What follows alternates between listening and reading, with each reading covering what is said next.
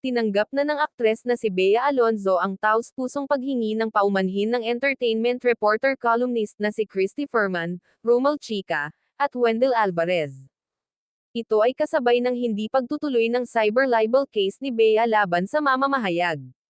Sa kanilang YouTube channel na Showbiz Now na, naglabas ang tatlo ng isang public apology statement kung saan inamin nila ang pagkakamali at ang naging epekto ng kanilang mga salita sa aktres. Ayon sa kanilang pahayag, humihingi sila ng heartfelt and sincere apology kay Bea at sa kanyang pamilya dahil sa pinsalang dulot ng kanilang mga statements at social media postings.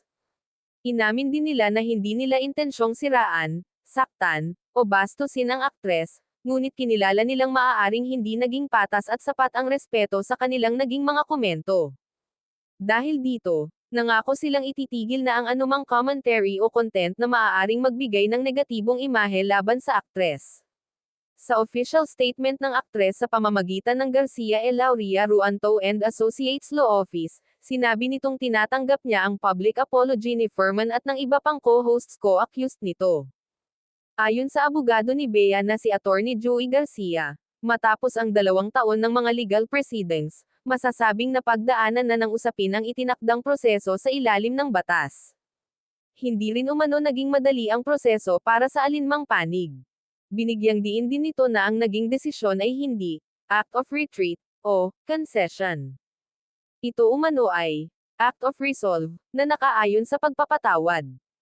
Nakikita din daw ng kanyang kliyente ang hakbang na ito bilang bagay na tutuldukan ng may dignidad at kapayapaan. Samantala, nais umano ng aktres na pagtuunan ng pansin kung ano ang mga mahahalaga, ang kanyang trabaho, kanyang advokasya, at ang tungkulin nito bilang babae na iangat ang iba. Kung matatandaang noong 2024, nagsampa ng multiple cyber libel si Bea laban kay Furman, Wendell Alvarez at Romel Villamor dahil sa umano'y defamatory statements.